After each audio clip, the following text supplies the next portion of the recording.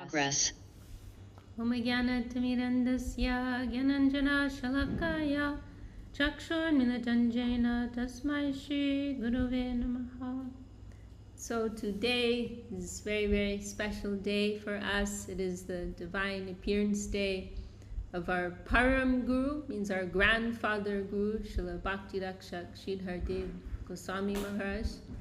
And there seems to be a problem with screen sharing. For those who aren't so familiar, we do have a little makeshift altar set up here.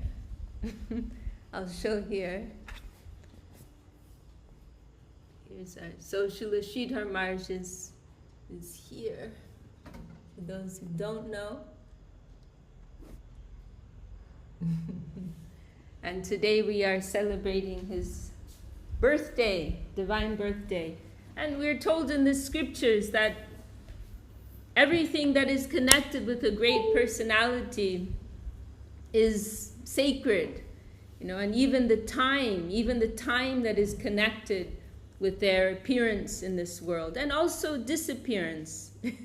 Yes, Gangali, the flowers are incredibly fragrant. You must remember that scent from being in the yes. I recall right this moment. Yeah, it's filling the whole room. So we're told that everything connected with these great personalities, even it's mentioned the social class in which they appear is uplifted, is blessed by their manifestation within that class. And so then the time, the date, the time of their holy appearance, that also becomes a blessed. It's like, we could think of it as kind of like this, I don't know if portal is, that sounds a bit sci-fi, but but we can say like a channel, or there's like this opening when there's this, there's this divine blessing that's coming down. It's a blessed time. We can just keep it simple. And so when we honor, when we have the opportunity to honor this date, then we are blessed. We are uplifted. We're able to connect with this divine wave of mercy, we can say. And so today is such a day. The divine appearance of Srila Bhakti Rakshak Śrīdhar Goswami Maharaj. We're very fortunate just that we could hear his divine name. That we could hear something about his divine glories by the grace of our Gurudev, and that we have the opportunity to celebrate, and even in our, in our small way, like here, we just had made a simple altar, cooked some simple preparations. Oh, Ananda Moyes joined us from Bali. That's very exciting. Welcome.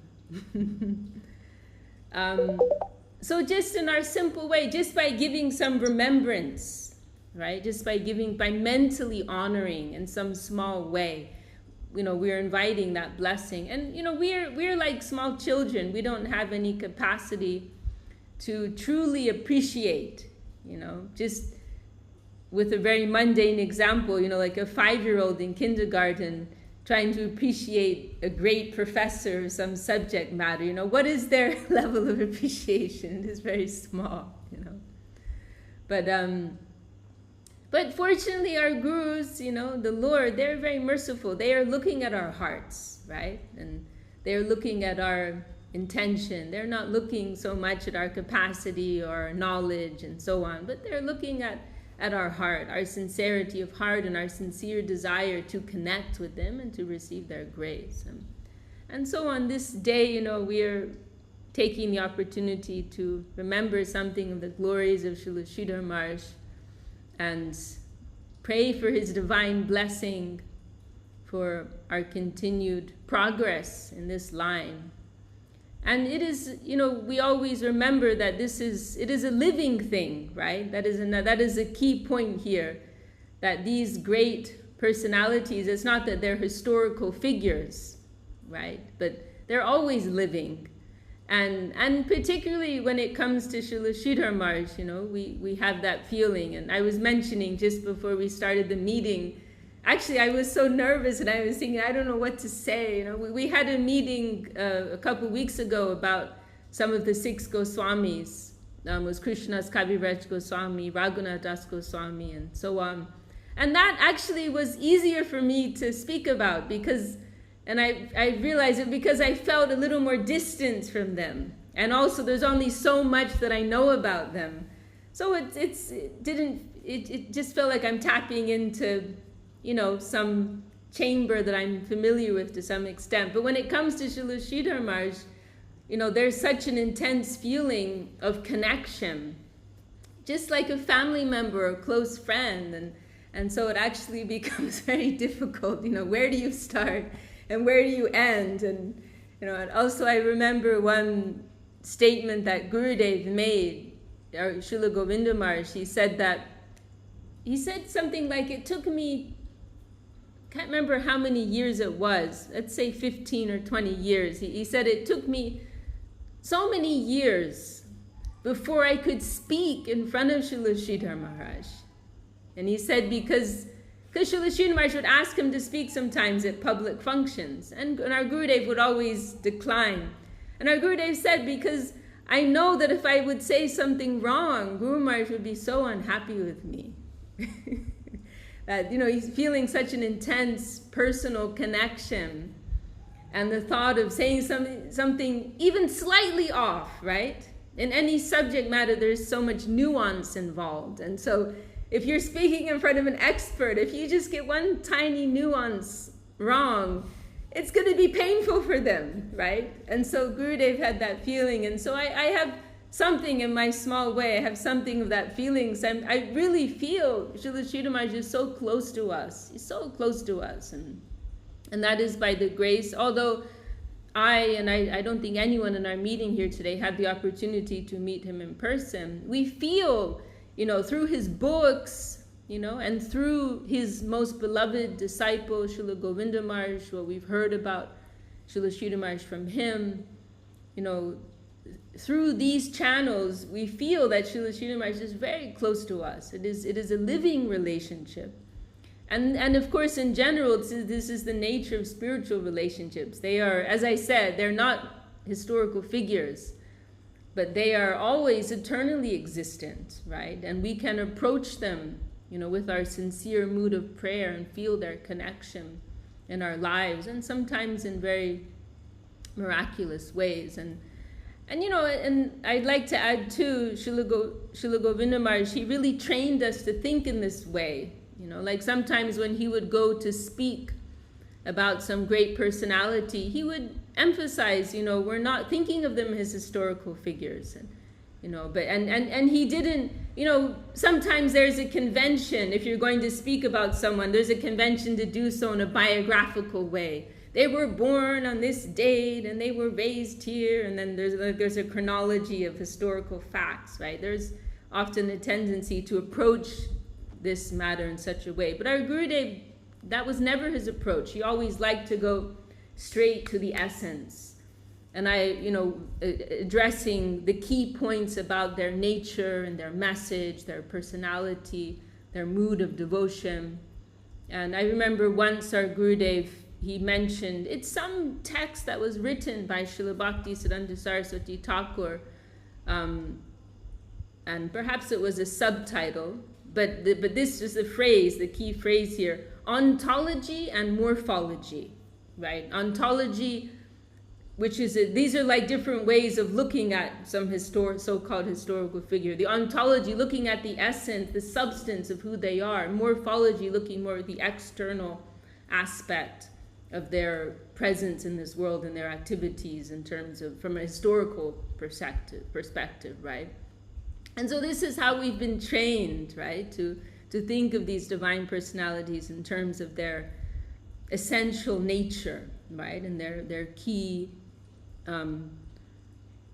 contribution, and so on, mood of devotion, etc. And so I suppose in line with that thought, then perhaps we can approach today's discussion in such a way, right? That what is, of course, not that we're qualified to say anything, but with the excuse of the sacred day, we'll share something of our reflections. And Śrīla Śrīdhar Maharaj, he is greatly renowned within the Gaudiya Vaishnava world. he is, this is a day that is being celebrated by, not just our mission, Sri Chaitanya Saraswati Mat, but many different missions connected with the line of Sri Chaitanya Mahaprabhu and Srila Bhakti Siddhanta Saraswati Thakur.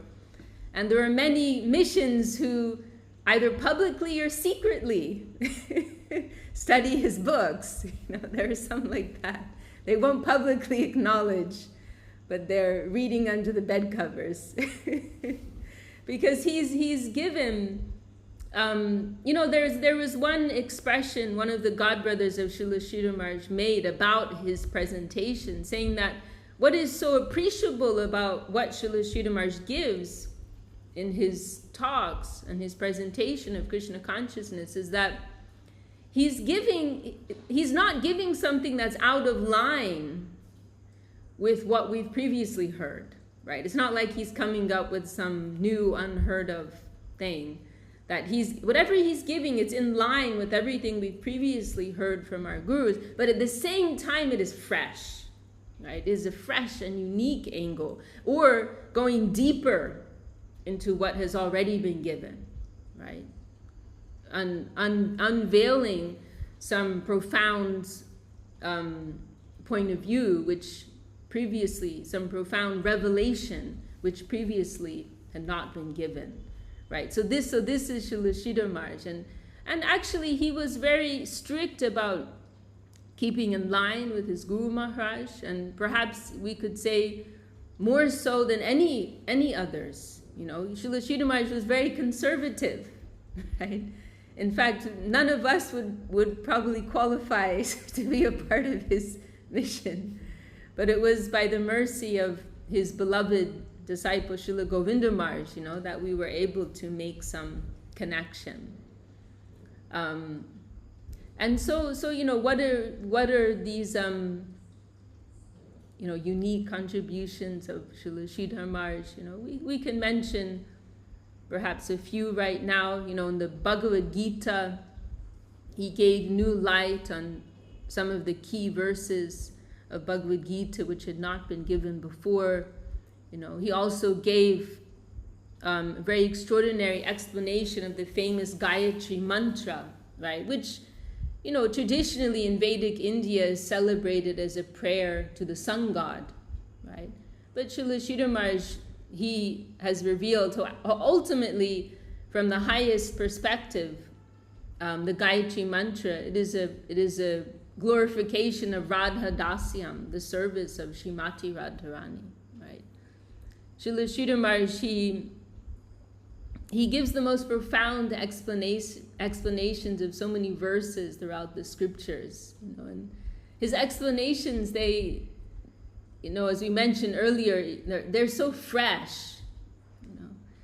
I've had so many experiences. When you can look at the dictionary meaning of some of these verses, and you get one level of understanding. But when you go and read Srila Śrīdhar Maharaj's explanation, or hear Srila Śrīdhar Maharaj's explanation, he has this way of really bringing things home, really bringing things alive and showing, what is the inner essence, what is the vital aspect of this verse, and also many general spiritual concepts.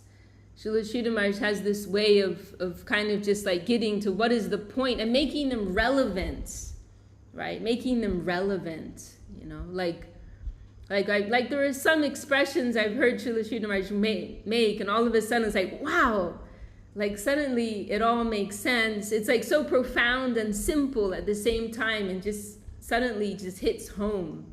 Like there's one I remember in one talk, he made this expression, divine means dedication, right? Divine is a word that we like to throw around a lot, right? And it's just kind of this very abstract, remote, and great thing. But like, what does it actually mean? Like in a way that I can really bring home to myself and really make relevant to my life, right? Like bring it in the realm of my heart and my practice. And so when he said this, it just really hit me. Divine means dedication. What is at the root of divine? The spirit of dedication, right? And the more that one is moving in a spirit of dedication, the more that they are approaching divinity and a divine way of being, right? This is what divine means, right? And there was another expression he made, karma. Karma means self-assertion, right? Like this, like projection on the environment in asserting our own ego. This is what creates karma, right? Because it's like we're artificially imposing something upon the environment, and because it's moving in conflict with what is the real flow, right? What is the real current? The real current of reality is moving towards Krishna, right? Krishna is the real center. Everything is actually like the eternal current, we can say. There are many temporary waves and temporary currents, but the eternal current is moving towards Krishna, moving towards the highest divinity. And so anything that we're doing in opposition to that flow, i.e. self-assertion, asserting ourselves on the environment, rather than moving with the flow, with the current of reality, going upstream, right? Resisting the current and asserting our own self upon the environment, that will naturally invite a reaction, right? That's karma, right? Because we're not moving in consonance with that natural, harmonious flow, right? And so many extraordinary explanations Srila Śrīdhar Maharaj has given. I'm just, skirting on the surface here. Of course, there's also Prapana Jivanamrita. This is an extraordinary text which was originally composed fully in Sanskrit. And this is a treatise on the subject of Sharanagati, surrender. Originally, as I said, originally composed fully in the Sanskrit language, and gives this extraordinary overview of the different aspects of surrender, drawing upon the vast array of scriptures, and then also adding his own unique insight, drawing out the essence of each verse just before he presents it. It is an extraordinary work, and as I said at the beginning, we're like children. We're not able to properly appreciate the value of these contributions, but we can say that those who are qualified, they have expressed the highest appreciation for this text. Let's see, we have a question here. We have a nice comment from Marie. Oh, and so Anand Sharma is asking, the name of this book, it is Shishi Prapana Jivanamrita. Okay, Rasananda, thanks for joining. See you next time. This is the book, Shishi Prapana Jivanamrita. We can share a link in the text here. Okay, I'll get to that. If you're in our WhatsApp chat, then maybe I can share it there a little later.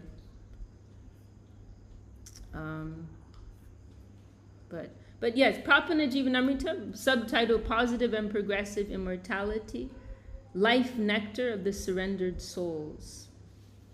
So yes, going back to Marie, maybe you can share that. That would be super helpful. Thank you.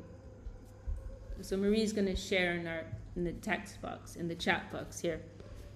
But so yes, we hear the godbrothers of Srila Śrīdhar Maharaj, who were very exalted Vaishnavas themselves, they express the most profound appreciation. In fact, Srila Bhaktivedanta Swami Maharaj Prabhupada, who is super famous, is the founder of ISKCON, the International Society for Krishna Consciousness. It's not so well known, but it was his sister, first of all, it was Swami Maharaj Prabhupada's sister. Oh, you're not in the... Okay, Anancha, if you give us your WhatsApp number in the chat, then we can add you to the... Marie, maybe you can take his number and add to the WhatsApp group. So Swami Mahārāj Prabhupada, the founder of ISKCON, it was his sister who sponsored the first printing, which was in Bengali, the very first edition of Prabhupada Jivanamrita. It was his sister who sponsored it. And then another point was that when Swami Mahārāj Prabhupada made that famous journey across the Atlantic Ocean in 1965, right? Please correct me if I'm wrong, anyone. He was carrying a copy of this book for his personal reading and nourishment. You know, he was carrying a box of Srimad Bhagavatams that he translated for distribution. But for his own personal reading, he was carrying one Chaitanya Charitamrita. We were talking about this last week, right? And there's that famous diary entry he wrote. Daily I relish the nectar of Chaitanya Charitamrita, the source of my all vitality.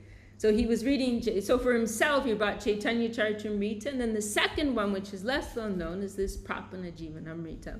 So that tells us something, right, about what is the caliber of this text. And there are other stories too. There was another godbrother. I don't remember who it might have been Keshav. I can't remember. It could have been Keshav Maharaj or Tirtha Maharaj or Goswami Maharaj, but I think it might have been Tirtha Maharaj, Bhakti Vilas Tirtha Maharaj. There was another godbrother who would he had a daily practice of reading a chapter of Srimad Bhagavad Gita, which is fairly, common, right?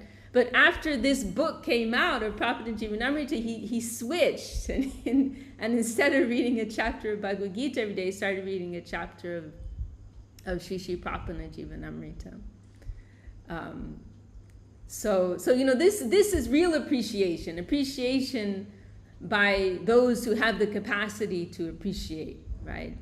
But then at the highest level, it was Srila Śrīdhar Maharaj's guru, Srila Bhakti Siddhanta Saraswati Thakur, who was the great founder of all the Gaudiya Mats, right? The guru of Bhaktivedanta Swami Maharaj Prabhupada. He expressed the highest appreciation for Srila Śrīdhar Maharaj, his disciple. And it's kind of interesting because Srila Śrīdhar Maharaj, he was not, you could say, like in that front line, like inner group of the most intimate associates. And he also was quite shy and reserved by nature. He referred to himself as a back-pushing man. And there were a number of occasions where he, was seen to be kind of hanging back, and he's being brought forward, right? And we'll get to that more on that later. But we can mention too here, as I said, like he was quiet, reserved by nature, but at the same time, very acute listener, very sharp listener, right? And we hear, in fact, that when he first, before he officially joined his Guru Maharaj's mission, it was about a year, as I recall, that he was visiting and attending lectures and associating with the group there, hearing from Bhakti Siddhanta Saraswati. And we hear that his name, because as I mentioned, he had these qualities of being very sober, quiet, and serious listener. This was to such an extent that one of the manager types there actually thought he was a spy. I don't remember, they thought he was a spy of the British government. Because remember, this was also at a very kind of hectic time, chaotic time in Indian history. This was in the time of Gandhi's movement, resistance against the British rule, and then conflict between Hindus and Muslims and so on. It was a tense time in the history of India. It was one Kirtanananda, one brahmachari, his name is Kirtanananda, he actually kicked Srila Śrīdhar Maharaj out at one time, because Srila Śrīdhar Maharaj came in, I think it was a time, it wasn't so much of a public time that he came to try to meet with Srila Saraswati Thakur. And this brahmachari had been observing Srila Śrīdhar Maharaj for some time. And he was suspicious about him. Like, oh, this young man just comes and he sits at the back and he's listening so intently and not saying anything and then just leaving quietly. So Śrīla Mahārāj was actually just coming and listening very carefully to his future guru. But this Kirtanananda actually thought he was a spy, very suspicious. And so then on this one time, Śrīla Mahārāj came, this one occasion, that Kirtanananda told him, oh, you can't just come whenever you want. You know, you come when there's a public meeting time. You know, you go right, you go now. You know, he was a little rude to him and turned him away at the door. And Śrīla Mahārāj was hurt. You know, he left and he was hurt by that. And then he reflected on it. You know, and there was some impulse in him. Oh, maybe I won't go there again. But he reflected on it for some time. And he had this very nice realization. He said that he remembered. I'm trying to remember. Maybe someone in our group today can remember. And welcome Somya Sham and Nijai, Axel. There's this. I'm trying to remember. It was in a training. I don't have the names. I think it was Shukadev Goswami, some training that Shukadev Goswami had to go through. Maybe someone here can remember. This one sadhu, he had to go through some type of training. And if Suvasini was here, she could remember. She said she'd try and join. But as a part of this training, he had to spend there were 7 gates he had to get through, and he had to spend 7 nights at each gate before proceeding to the next, right? Before he got to the real goal, right? In the innermost layer. And so Śrīla Mahārāj recalled this. I have a notice here saying that some meeting participants cannot hear you. They must update the latest client version to hear live performance audio. Oh, Tungarasa remembers. It was Shukadev Goswami. Thank you, Tungarasa. You're also something of a pundit. Very nice. Thank you. Actually, Tungarasa, speaking of acute listeners, Tungarasa is an acute listener. She always remembers very key points. So Śrīla Mahārāj, and this is very instructive, this point. Śrīla Mahārāj came to this conclusion that if there's something valuable here, then even if they beat me with broomsticks, I still will go there. If there's something valuable for me to gain there, right? And even if they treat me in the most terrible way, I still must go. And he thought, on the other hand, if they put me on a throne and worship me, but there's nothing of value there, then I should run away, right? So this is what he came to. This is his humble reflection, you know. And so he concluded, however they treat me, I must continue to go there, right? And so he continued. And there was we've heard Śrīla Mahārāj share. Maybe I can find it now. I'm really bad at preparing, you know. Let me see. We've heard Śrīla Mahārāj share a few incidents from that early period, like before he fully committed in a formal way. There were some very special, exchanges that he had with Śrīla Saraswati Thakur. And there was another one that he shared. He was brought up to a rooftop, and Śrīla Saraswati Thakur was chanting japa. Some of you will remember, definitely Tungarasa will remember. He was chanting on a rooftop, and let me see if I can find it. And Śrīla Mahārāj is always very careful, as I said, kind of hanging back. And there was this really sweet exchange that took place where Saraswati Thakur was on the roof chanting japa, and he had a personal attendant with him. And he sent the attendant over to Śrīla Mahārāj to ask him, was there something that he wanted? And we hear it, like, he went back and forth like 3 times. I think the first time Śrīla said no, there's nothing I want. And then Saraswati Thakur sent another question and was like really pushing him, like, why are you here? And then finally Śrīla said, I'm here to gain the grace of you all. That is what I'm here for. I'm here to gain the grace of you all. That is my purpose. And then Saraswati Thakur, he sent over a little booklet, some simple introductory pamphlet. And Śrīla had already received a copy of that from someone else. And he said, oh, no, it's okay. I have that already.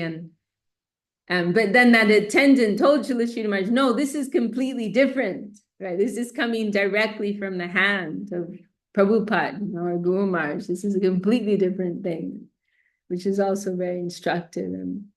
And then another, and this was a very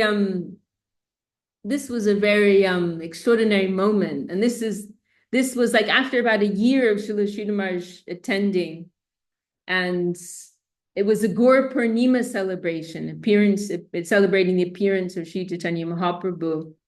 And as you know, right, week-long celebration. This went on in Mayapur, the place of Mahaprabhu's birth. And Śrīla had been able to take, because he was also a college student, right? He was able to get time to come and attend that full week celebration. And then at the end of those 7 days, there was this key moment when Śrīla heart was completely captured. Because he mentioned actually, he was very attracted to Saraswati Thakur, but he mentioned there was some hesitation, and I think this was just for social reasons.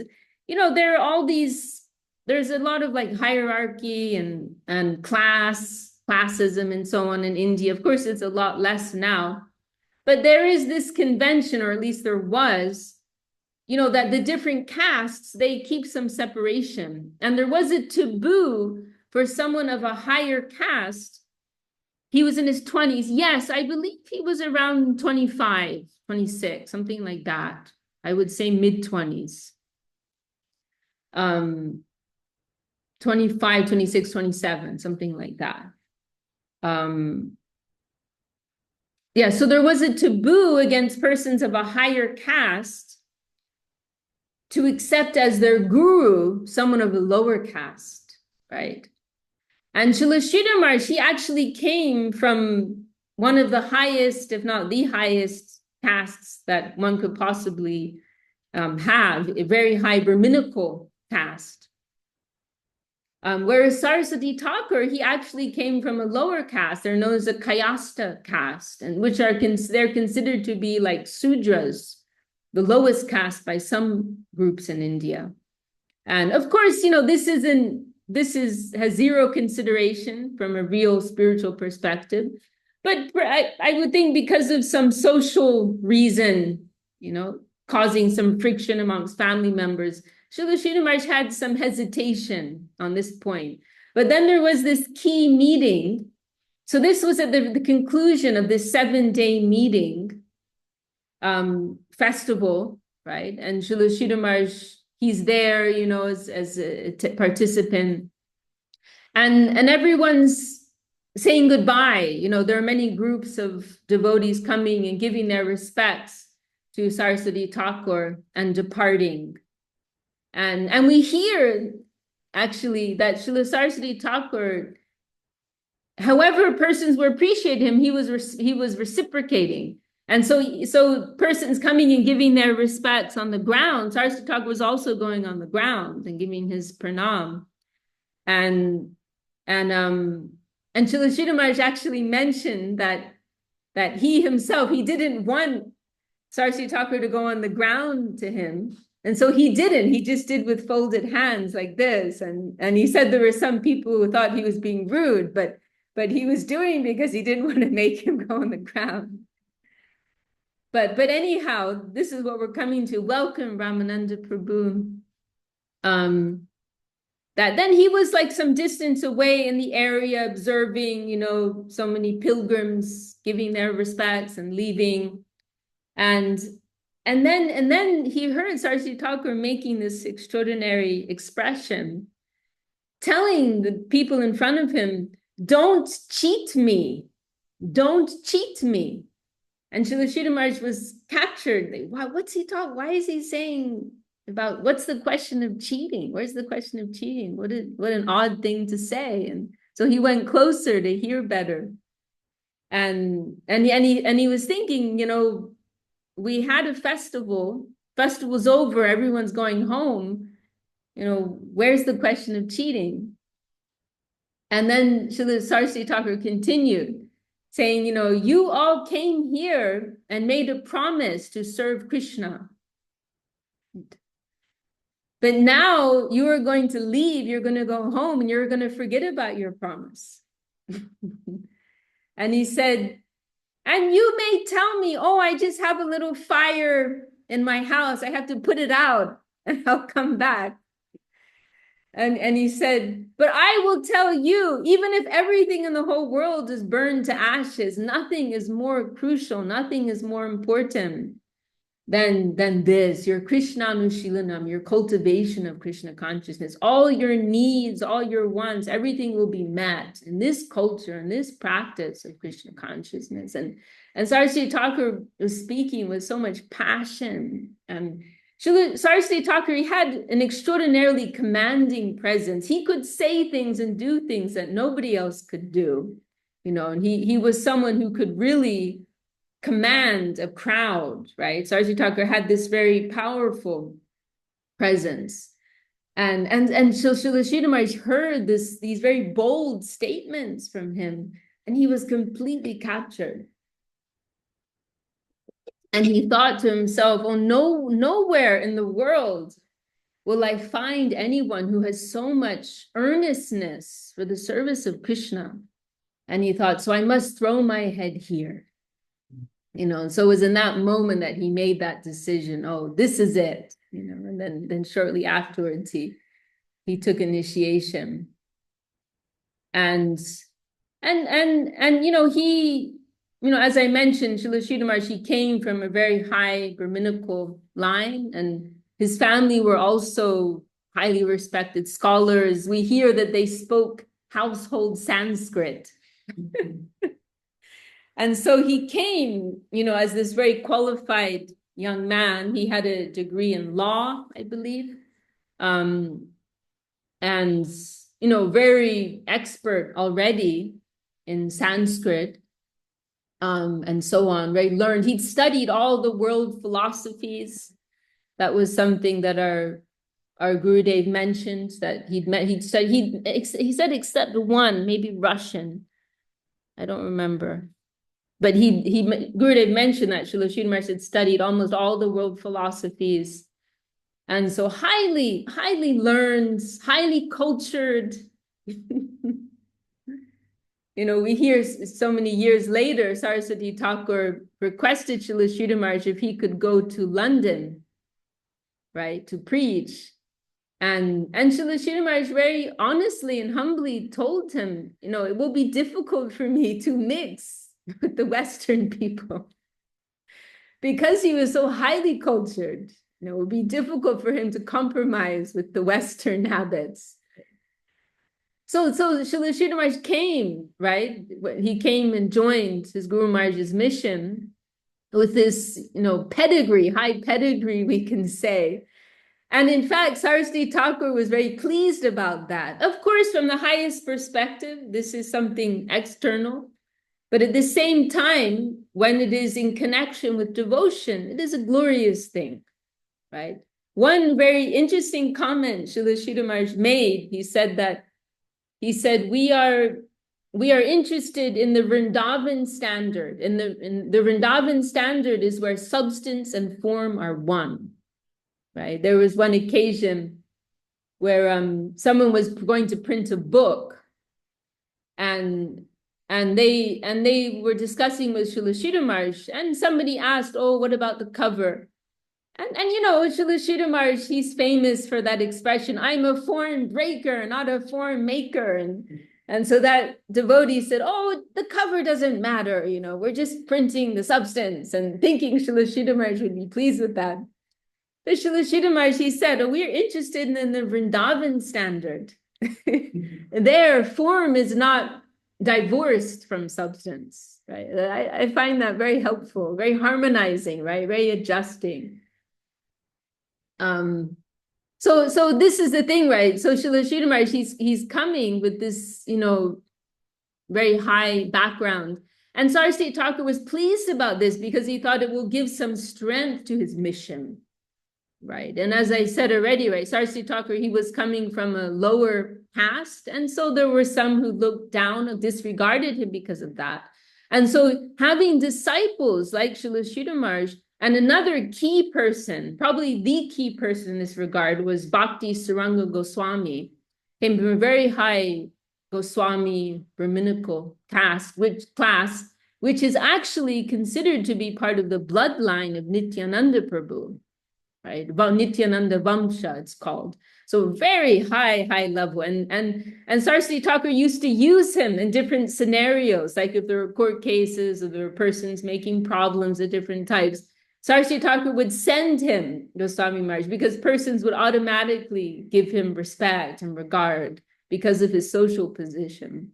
In our Western society, this is all meaningless, right? So it can be hard to relate, but these things mean something here. So Saraswati Thakur was pleased about this, and then he actually chanted this verse from Bhagavad Gita, which I can't remember right now. Maybe someone here can remember. Saying that the masses follow the ways of great men. Right?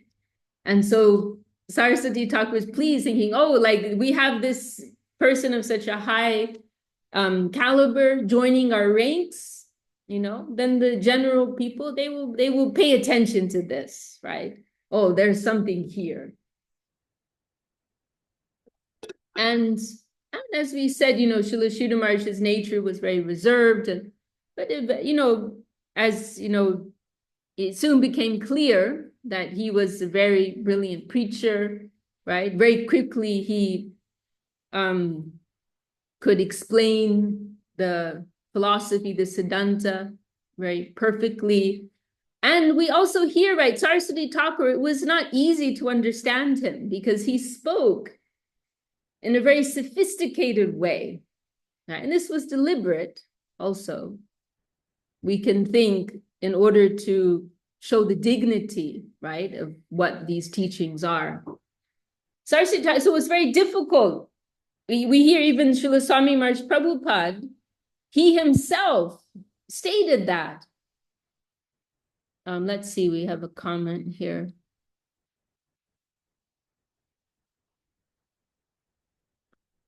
He never married. What actually happened? That's another story. But wait, let me just remember where I was so I can pick up. Where was I just now? Oh gosh, my brain's going. It's the end of the day here. We were talking about how, oh yeah. Something about how he was speaking, so sophisticated that was bewildering to people. Right. Okay, so please keep hold of that. We're going to remember that. But just as a side point, that this is an interesting story. I didn't mention it just because, you know, we can't tell everything. We'll be here forever, which wouldn't be such a bad thing, but I know things go on in practical daily matters. Yeah, so it's actually quite an interesting point. This is another interesting point about Śrīla Maharaj. He was born under the sign of Ramachandra. And welcome, Murali Mohan Prabhu, Ramananda Prabhu. We have a mysterious DSD also with us. Śrīla Maharaj was born under the sign of Lord Ramachandra. Who is Ramachandra? Ramachandra is known as being the epitome of Dharma. He's representing the acme of Dharma, right? Religious duty, and so on. And so Śrīla Maharaj had this nature, extremely dharmic, right? To the point where he could make things difficult for himself. He would never tell a lie. He took a vow early on that he would never tell a lie. And we hear later, you know, our Gurudev commented, you know, sometimes, you know, in management, dealing with the government and society, sometimes some little white lies are necessary, you know, and there was one occasion like that where our Gurudev told Srila Śrīdhar Maharaj, you're going to go to jail if you don't tell this little white lie. But he would not, he didn't break that. His whole life he maintained that very upright nature to the extreme. So why am I telling all this? There was this occasion. So Srila Śrīdhar Maharaj, he took initiation, right? But then he had a desire to join the movement full time. But he had some family obligations around him. He had some young relatives he was taking care of. Then there was an incident. His father passed away. On his father's deathbed, he's there with his father in his last moments, and his father tells him, you must get married.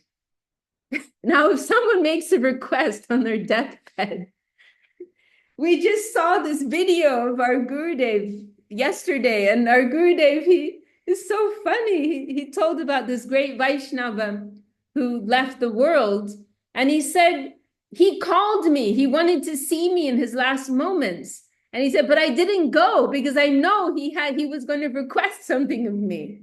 And I didn't want to follow that request. You can't refuse a dying man or woman's words, right? So his father made this request of him on his deathbed, get married. And Srila Śrīdhar Maharaj, and no doubt this was part of an ongoing discussion, right? Srila Śrīdhar Maharaj is refusing. Then he's asking him on his deathbed, so much pressure. And Srila Śrīdhar Maharaj, he still didn't want to commit. So he simply said, I will try. And then his father passed away. And Srila Śrīdhar Maharaj had not actually said that he would get married, but just the fact that he said, I will try, he felt the weight of that, and he felt, oh, I have to follow through. And so then he did get married. And perhaps it was about a year or something like that, he was married. And so that was also keeping him from being able to join his Guru Maharaj's mission. But then, as Tungarasa said, his wife suddenly left the world. And so then he was free from that obligation. And then there were one or two other family obligations which popped up. And then he was thinking again, oh, maybe I'll have to stay back still. But then it was another relative, I don't remember who said to him, look, just run. If you keep going to this duty and that duty, you're never going to get out. And so he said, just take the opportunity now. Now you're free. And so, yes, that is the history with that. Now, going back to what we were saying, this was one of the qualities of Srila Śrīdhar Maharaj, that he could perfectly follow his Guru Maharaj's teachings and lectures, right?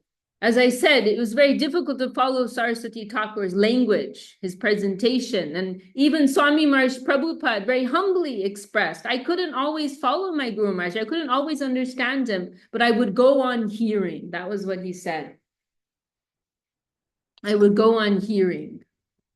And then we hear of two disciples in particular who had the capacity to follow Saraswati Thakur's lectures. And one was Srila Śrīdhar Maharaj, and the other was Ananta Vasudeva. That's another story. And we hear that other, God brothers, they would come and cluster around them. Oh, please tell us, what did our Guru just say, after the talk? Please tell us what our Guru just said, right? And so Srila Śrīdhar Maharaj's brilliance, it quickly became known. He became, a leading preacher, traveled throughout India, helped in establishing many of the missions of Saraswati Thakur. 64, right? We hear 64 temples were open throughout India. And Srila Śrīdhar Maharaj was one of the leading preachers. And there were a number of comments that Srila Saraswati Thakur made, glorifying him.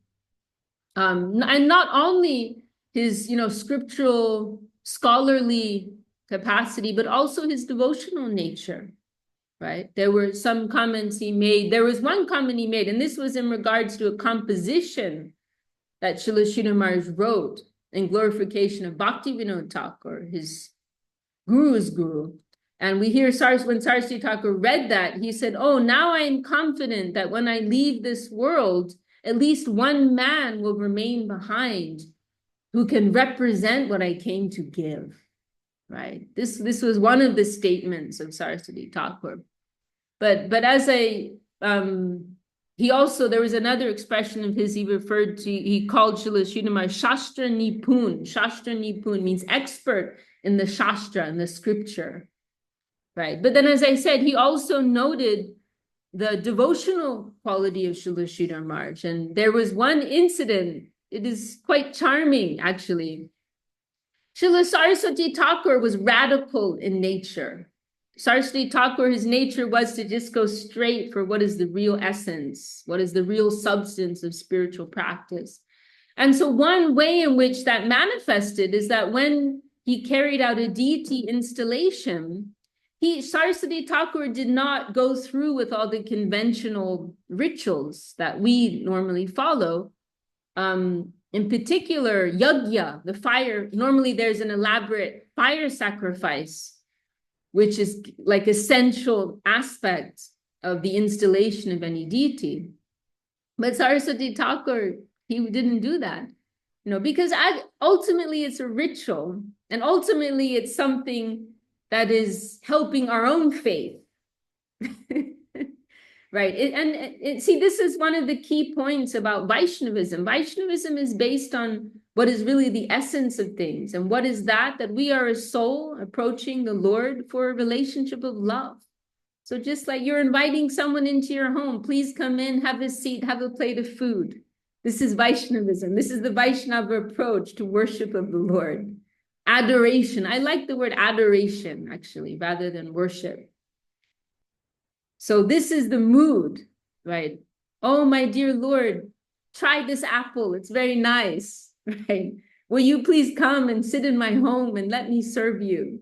This is the essence of it all. You're inviting the Lord, right? And so Saraswati Thakur just kind of cut through all these covers. And his practice when they installed a deity in a new temple is he would take a tulasi patra, tulasi leaf, and he would place it at the feet of the deity, Krishna, and then give his pranam, give his respects, and then bas, that was it. Then it was considered, now the deity is present. The Vaishnava has invited the Lord, and the Lord has come. What more do you need? No formality is required. So that was how Saraswati Thakur used to do things. I was just in Mauritius a month or two ago, and one of the devotees told me that he kind of took the service of being the head priest, pujari, when they installed the deities at the temple there. Amalendu Prabhu is his name. And this is like 2008. And so he had this really privileged position to get direct instruction from our Gurudev, in carrying out this installation, right? And we, our Gurudev did hold these fire sacrifices. It's simply the convention, and we honor that. But he made this comment, very charming, and he said to Amalendu, he said, he was like going to carry out this fire sacrifice, and our Gurudev told me, Prabhu, actually, Prabhupada Saraswati Thakur, he wouldn't do any of this. He would just take the tulasi leaf, offer to Krishna. And our Gurudev said, but we are doing it for ourselves. We need, for our own eyewash, for our own satisfaction. We are doing this, and the public want to see, right? The public want to show, and so we're doing it. But actually, it's not really necessary. So anyway, what's the point of all this? There was this one incident. Srila Śrīdhar Maharaj, he had observed this practice, right? That whenever they're opening a new temple, installing deity, Saraswati Thakur would come, offer the tulasi leaf, and then ceremony over, right? And then some puja, presumably. So there was this one occasion, Srila Śrīdhar Maharaj had that, he was, along with one or two others, they were preparing the altar, dressing the deities and so on. And And Saraswati Thakur was due to come a little later to, you know, complete this occasion and make the offering, right? But Śrīdhar Maharaj, what he noted, he observed, was that there was a particularly high step. And like in order for his guru to come and offer this tulasi leaf at the feet of the deity Krishna, there was a very high step that you had to make. And Śrīdhar Maharaj thought, you know, in his affectionate heart for his guru, oh, this will be very awkward for my guru. I don't want him to have to take this trouble. And so Śrīdhar Maharaj said, I'll just offer the tulasi for him. And this was a time when Śrīdhar Maharaj was quite young and new in the mission, and he hadn't quite realized the significance of this whole practice. And, you know, this, like, nobody else would do it. Like, it was only Saraswati Thakur. This was like, you know, his special offering and position, right, that he had in inviting the deity. And Śrīdhar Maharaj was innocent about all this. He simply thought, I want to save my guru the trouble. So Śrīdhar Maharaj offered the tulasi leaf. And then it actually became quite humorous, because then later Saraswati Thakur came and he saw the tulasi leaf was already offered, and nobody explained to him what had happened. And Saraswati Thakur, I think he made some comment like, oh, the deity is self-manifested. And then it got to a point where it was even published in some newspaper, some article of some periodical of the Gaudiya Math. It was mentioned like, oh, the deity itself manifests. And Śrīdhar Maharaj hearing this and feeling more and more guilty, and oh, I did wrong, I wasn't supposed to do that. And so then ultimately what he did was he wrote a letter of confession.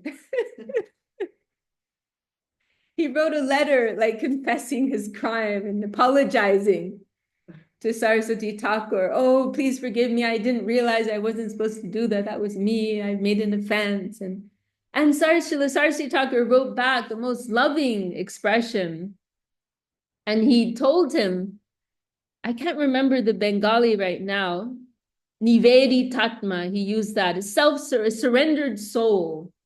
He said, there's no offense for the surrendered soul.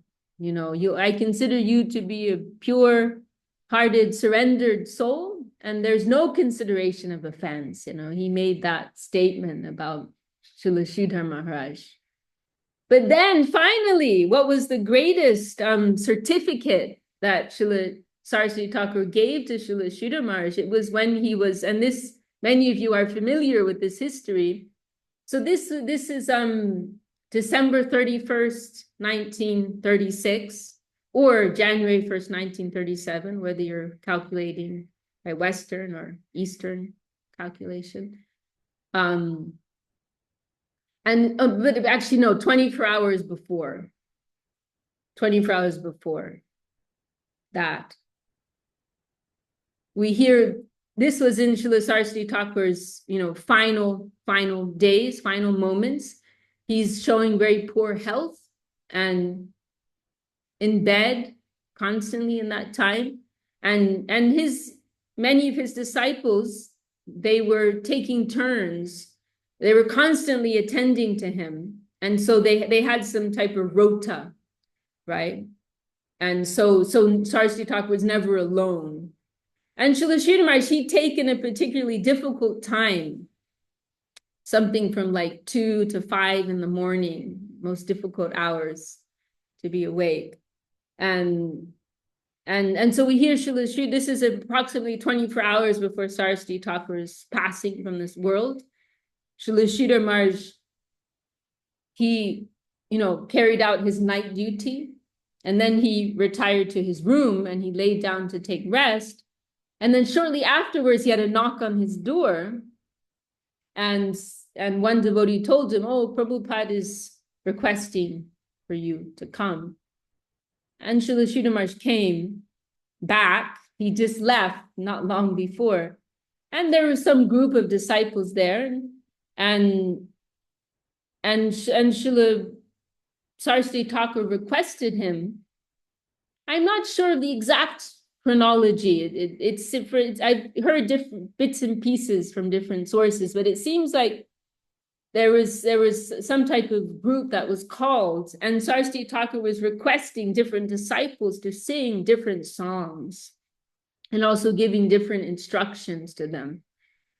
Then he requested Srila Śrīdhar Maharaj to sing this one very particular song, Shri Rupa Manjari Pada. Shri Rupa Manjari Pada. This is a song of Srila Narottam Thakur, one of our great acharyas, gurus.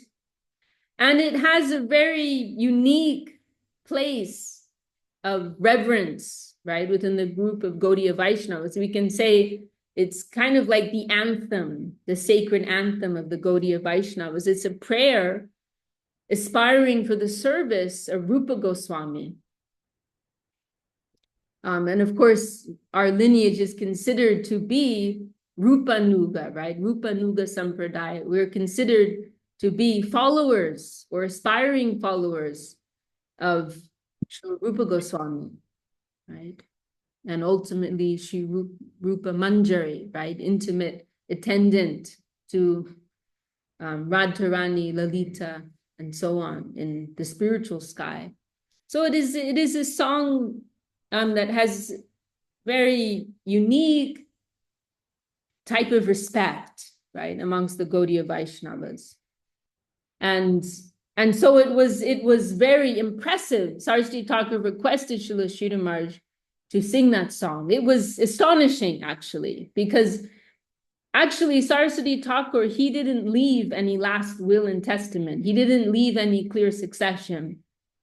But when he made that request to Srila Śrīdhar Maharaj, everybody could recognize that Srila Śrīdhar Maharaj was indicating that Srila Saraswati Thakur was indicating that his line, the current Rupa Nuga Dara, this current of devotion, particular mood of devotion coming from Rupa Goswami, right, in the line of Sri Chaitanya Mahaprabhu, culminating in Radha Dasyam, the servitorship, service of Srimati Radharani, that they could recognize this current was being passed to Srila Śrīdhar Maharaj. And our Gurudev actually mentioned in this regard that, many of that group, they had another idea, right? In particular, I mentioned earlier this Ananta Vasudev, right, who was very highly learned in the Siddhanta and the Vaishnava philosophy, Gaudiya Vaishnava philosophy. Many had an idea that he was the next, right? And so when Saraswati Thakur very specifically asked and had just called him back in this very deliberate way, Saraswati Thakur asked Srila Śrīdhar Maharaj to sing this particular song. It was very surprising for many, and they could recognize Saraswati Thakur was indicating something. One expression some of them used was a mystic power transmission. They felt they were witnessing a mystic power transmission. And as we mentioned, Srila Śrīdhar Maharaj always had this back-pushing nature. He hesitated, right? And our Gurudev also mentioned that Srila Śrīdhar Maharaj wasn't known for his singing abilities. Right? Our Gurudev added very charmingly, he was a very good dancer. I remember the day Gurudev mentioned that. Many of us were very surprised, like, oh, we weren't expecting to hear that. Srila Śrīdhar Maharaj was a very good dancer. And extremely tall, by the way. He was Srila Śrīdhar Maharaj was 6 foot something, which by any standard is tall, but especially for Bengali. Unfortunately, there's some problem with the screen share right now. I can't share with you. Maybe I'll share in the group later. Someone shared on Facebook this. I've never seen this before. It's a photo of Srila Śrīdhar Maharaj with many of his godbrothers, all sannyasis, and Srila Śrīdhar Maharaj is like at least a head above all of them, And I used to clean sometimes Srila Śrīdhar Maharaj's quarters in Navadvip, and I always was struck by his cane is there, like this huge cane, right? So this was an extraordinary sight to see Srila Śrīdhar Maharaj dance. We have a question here in the chat. Yeah, 6 foot something. And welcome, Sulalita, all the way from Turkey. Dandavad. Right. Yes, so he wasn't known for his singing skills, right? He was a brilliant speaker, scholar, and so on, but he wasn't someone in the front line for singing, right? And so Srila Śrīdhar Mahārāj, he was shy, you know. Saraswati Thakur requested him sing the song, and Srila Śrīdhar Mahārāj was silent. He was feeling hesitation. So there was this like awkward pause in this meeting. And then Kunja Babu, he was like the right hand of Saraswati Thakur. Kunja Babu was the big manager of the Gaudiya Math. These two, Ananta Vasudev and Kunja Babu, they were like the two main persons in the leadership of the Gaudiya Math. Ananta Vasudev was like the brilliant #1 scholar. Kunja Babu was the #1 manager, organizing everything. And so Kunja Babu, he kind of intervenes to fill in this awkward gap.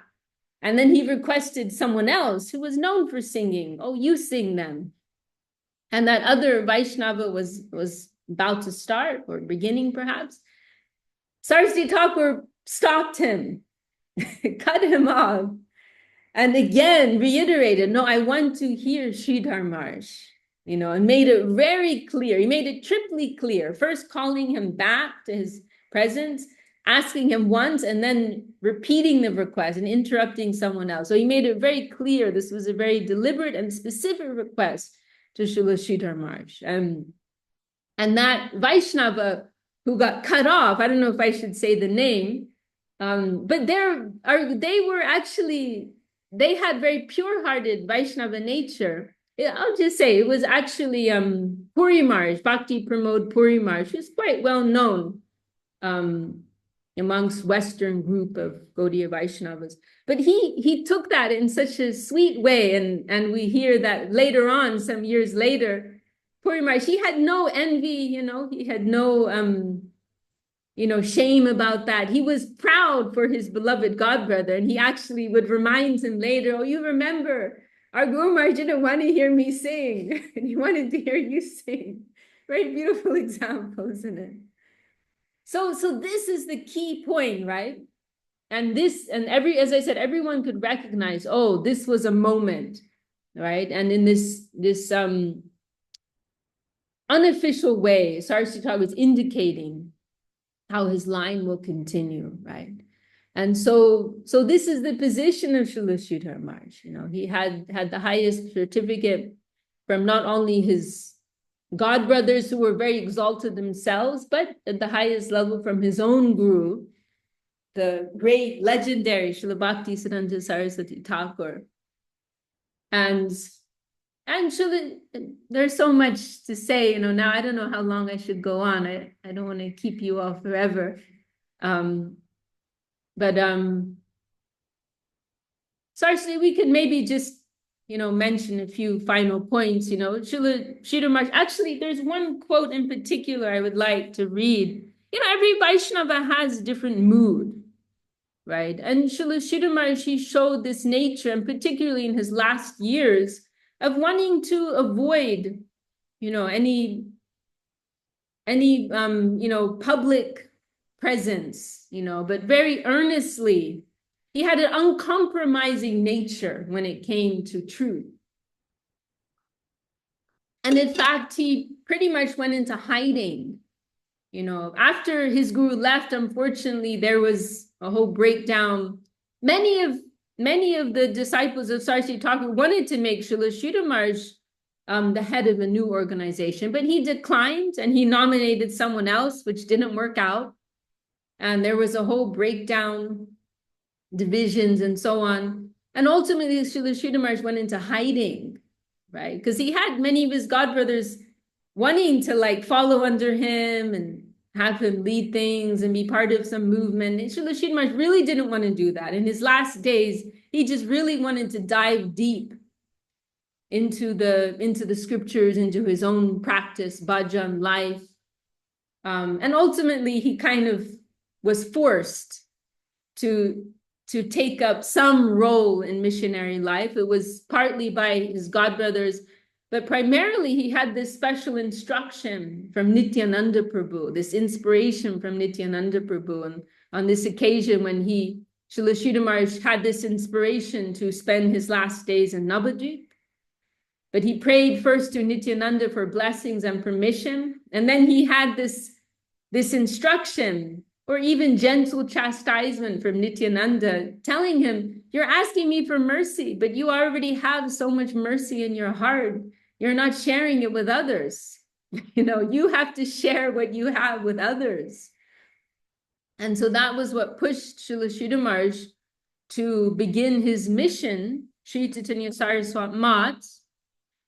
Here we see this grand temple, but he began it as a very simple thatched hut on the banks of the Ganges. And we've heard Srila Śrīdhar Maharaj describe, he had maybe a few years which were very quiet. And in the beginning, just by himself, and then later a few more came. And ultimately, it was our Gurudev, Srila Govinda Maharaj, who came and expanded things. But yes, I wanted to mention, I heard this one recording of Srila Śrīdhar Maharaj. It's so beautiful, where he's sharing what those very early days were like when he first began his mission. This was 1942, it was Rath Yatra Day. This is July 1942, and he officially began his very tiny mission. And then those early days, I heard this one description where he shared how he was alone, and he said in the day when there was light, he would read, he would study the scriptures, and he has no electricity, and in the night when there's no light, he would chant. That is how he would spend his days. And he would bathe in the Ganges once a day. He was growing some vegetables. He had Giriraj. He brought Govardhan Shilas, Giriraj, with him from Vrindavan. And he started like that. He would make an offering once a day. And like this very beautiful, simple life. And he mentioned how once he had a cobra living in his rafters, and they just coexisted peacefully. And also how once there was flooding, and it all, like his whole little residence, became flooded and very muddy. And this is how he lived his early days of the mission. And then gradually it became little bit bigger. And then, of course, it was in the 80s, after the departure of Bhaktivedanta Swami Maharaj Prabhupada, because Prabhupada had indicated to some of his disciples, go to Śrīdhar Maharaj for further guidance. Then after that, there was this influx of Westerners who came. And even then, Srila Śrīdhar Maharaj, he was really resisting taking on this type of responsibility. And he didn't want his mission to grow, because whenever anything gets bigger, it becomes diluted, right? And it was really by the earnest request of our Gurudev, Srila Govinda Maharaj, that Srila Śrīdhar Maharaj agreed to take on some level of responsibility and ultimately give connection and guidance to many of these seekers. But before we end, I just want to close just to share. There's this one quote in particular of Srila Śrīdhar Maharaj, just, to kind of show what was his nature. This is, let me see, the one I'm looking for. I'll read this one first. By the mercy of the Vaishnavas, I have no ambition. In my life, I have no ambition in the world. This is my special nature. From the beginning, from my childhood, although one may not believe it, if anyone praises me, I feel some pain in my heart. I told one of my friends at that time that whenever anyone praises me, I feel some sort of uneasiness, but he did not believe me. Really, for pratishta, for good name, I have no ostentatious hankering. At least this is what I can say if I am to speak plainly. I want the naked truth, and I want to submit to that. Internal realization is the main feature within me. I want higher internal realization. I'm just kind of jumping through. I'm unfit for any life of splendor and grandeur. From the core of my heart, I do not like grandeur. I prefer simple life. You know, I've heard some of the descriptions from some of the devotees who went to meet Srila Śrīdhar Maharaj, and this was something that really surprised many of them, because they were coming from like the grandeur of ISKCON. And also Srila Swami Maharaj Prabhupada carried himself with almost a royal air, as some have expressed it. But Srila Śrīdhar Maharaj, he carried himself in, you know, very like old, worn clothing. You know, we hear sometimes, he preferred that, as he's expressing here. And we hear that sometimes someone would give him a gift of some new cloth, and he might wear it for a few days, like to show his appreciation. And then he would go back to wearing his old cloth, you know. But I heard this one story from Ashram Maharaj, many of you know, a Mexican sannyasi. He went in those early 80s. He actually received sannyas from Srila Śrīdhar Maharaj. But he shared this, perhaps it was the very first meeting, or at least one of the first meetings with Srila Śrīdhar Maharaj.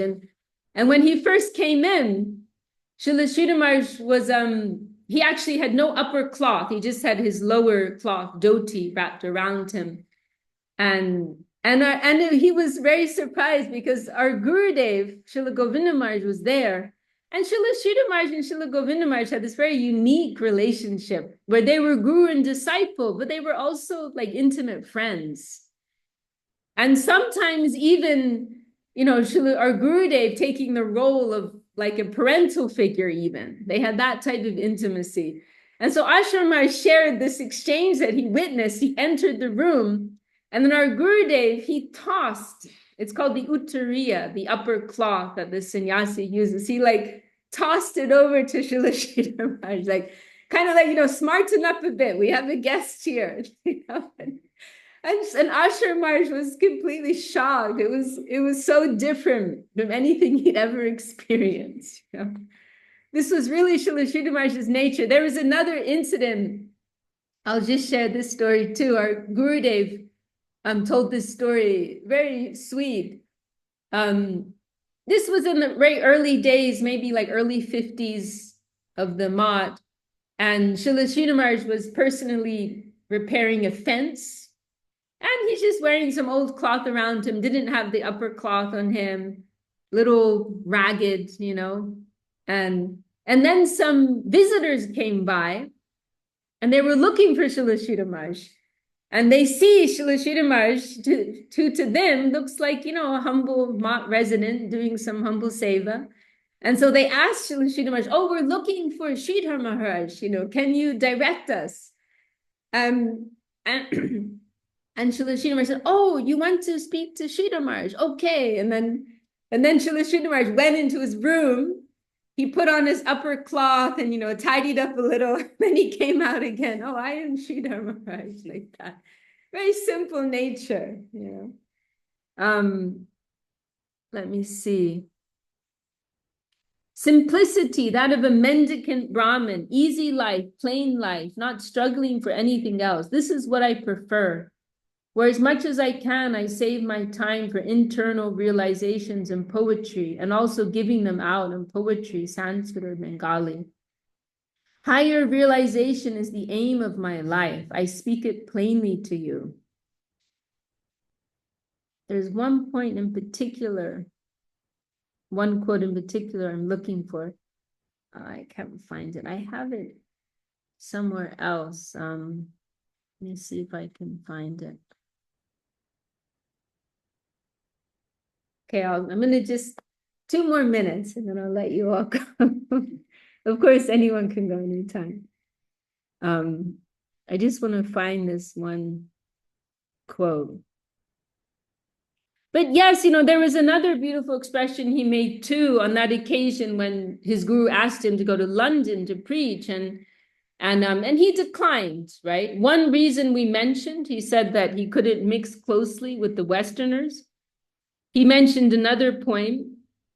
He said, I cannot follow their accent, right? Srila Śrīdhar Maharaj spoke English better than any Englishman. I mean, extraordinary level of English. But he couldn't follow the accent very well. And yeah, so Srila Śrīdhar Maharaj humbly declined. His guru offered him this, it was a great grand service to go as this pioneer preacher to London. This was like something many would have liked to do. And Srila Śrīdhar Maharaj, he humbly said, no, I'm not fit for that. And he recommended someone else. And then later, some of his godbrothers, they came to him, giving him a lot of respect and saying, oh, you declined such a great opportunity. You don't have any attraction to this, great position of a preacher. And Srila Śrīdhar Maharaj said, my only desire is to be known as a sincere devotee of Sri Chaitanya Mahaprabhu. That is my only desire. I have no desire for any fame. I have no ambition for anything like that. And then there's this other quote, which I'm looking for. Maybe I think it's here.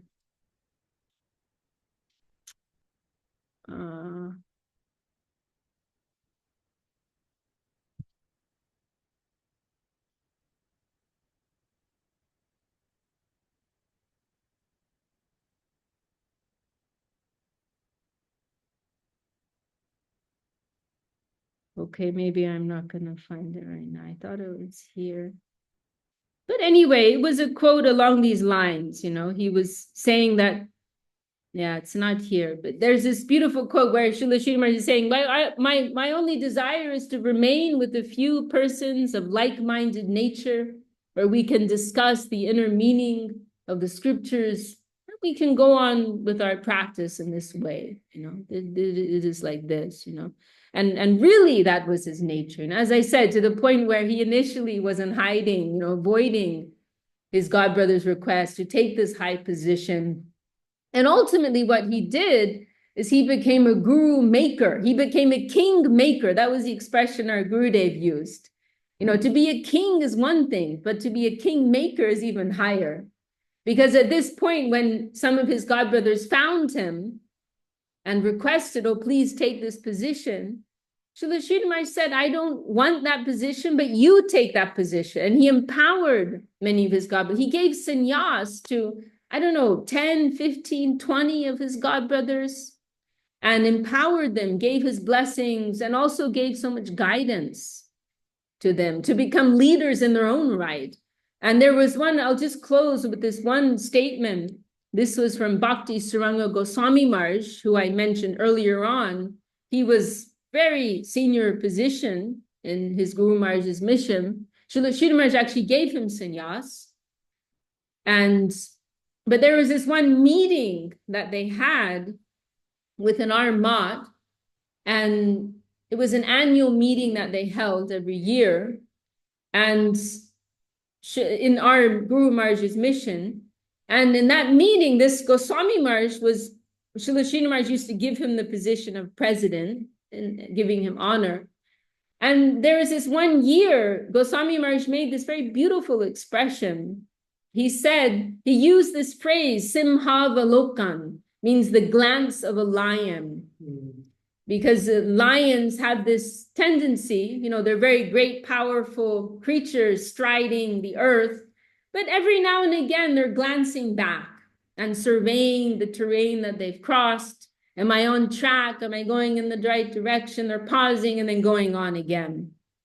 And so Bhakti Saranga Goswami used this expression in relation to his relationship with Srila Śrīdhar Maharaj, in connection with his relationship to Srila Śrīdhar Maharaj, saying, all of us, we're these great big preachers, and they were. Srila Śrīdhar Maharaj's mission was quite small and poor because Srila Śrīdhar Maharaj was so strict and kept such a high standard. Not many could tolerate that. But many of his godbrothers had very powerful, big missions, multiple ashrams throughout India. And so Goswami Maharaj, he made this beautiful point. He said, many of us, we're these big preachers traveling, preaching throughout India. We have many followers and so on.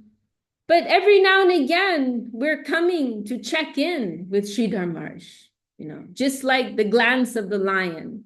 Said, we want to know that Śrīdhar Maharaj is pleased with us, that he is happy with us, that we have his grace. You know, that was his expression. This was the unique position that Srila Śrīdhar Maharaj had amongst this great group of God brothers, to the point that I mentioned earlier, the breakdown of his Guru Maharaj's mission. It was so bad that there were these ugly court cases going on for 12 years in regards to the proprietorship of different missions amongst these 64 temples, right? This was going on for 12 years. Ugly, terrible things going on in the court, out of the court. Finally, who was able to resolve that? Srila Śrīdhar Maharaj. There was a group who requested Srila Śrīdhar Maharaj to mediate, and Srila Śrīdhar Maharaj was able to end this 12 years, you know, with his intelligence, with his diplomatic nature, and with this position of respect that he held amongst his God brothers, his peers. And so these 12 years of dispute, Srila Śrīdhar Maharaj was able to end that. So this was a unique position that Srila Śrīdhar Maharaj had amongst his God brothers. But then the final point is that we're all uplifted to this day. You know, we have so many wonderful books that have come, you know, and we have to mention Bhakti Sudhir Goswami Maharaj, who did that amazing service, right, of recording Srila Śrīdhar Maharaj's talks throughout the 80s. And we are so fortunate, actually, because our Gurudev made that point. The Bengali devotees didn't get what the Western devotees got. But by the earnest request and the need in the hearts of the Westerners coming in the 80s, so many beautiful books, talks, and then ultimately books were made from those talks, like Shri Guru and His Grace, Loving Search for the Lost Servants, right? And so on. And of course, by the grace of modern technology, we have so many audio and video recordings also. So we're all, and then ultimately we're feeling that living connection in our hearts. So we're all so blessed that we, as I said in the beginning, that we've heard the name of Srila Śrīdhar Maharaj, and then finally that we have connected with his most beloved Srila Govinda Maharaj, who's giving us a real connection with Srila Śrīdhar Maharaj. So I'm going to stop here so we don't go on forever. Any last comments or questions, anything anyone wants to add? Or corrections? Oh, clip. Anand Sharma is asking for sorry, that was a little while ago, I missed that. Which clip is being referred to here? Hare Krishna Mataji, I think you were referring to a particular clip of Śrīdhar Maharaj where he was speaking about certain things, but I think it was an old clip that he mentioned. It's a video, I believe. Oh, talking about early days in the month. Yes, exactly. Oh, I'd have to really dig through some transcripts. However, I don't know how familiar you are with our resources, but we have, there's a pretty good collection of transcripts. And also the full audio archive is now available online. For sure, I'll look it up. Yeah, if you go to shrilashridharmaharaj.com, and also we have the YouTube channel. Can anyone give the link to the YouTube channel, Srila Śrīdhar Maharaj video series? And I'm just looking up shrilashridharmaharaj.com. I think that redirects now to a new URL. Where's the chat box? I think I did find a playlist I can probably share here. How do I go? I can probably share. I found this playlist which I've added here. There's like a huge sort of archive of a lot of videos.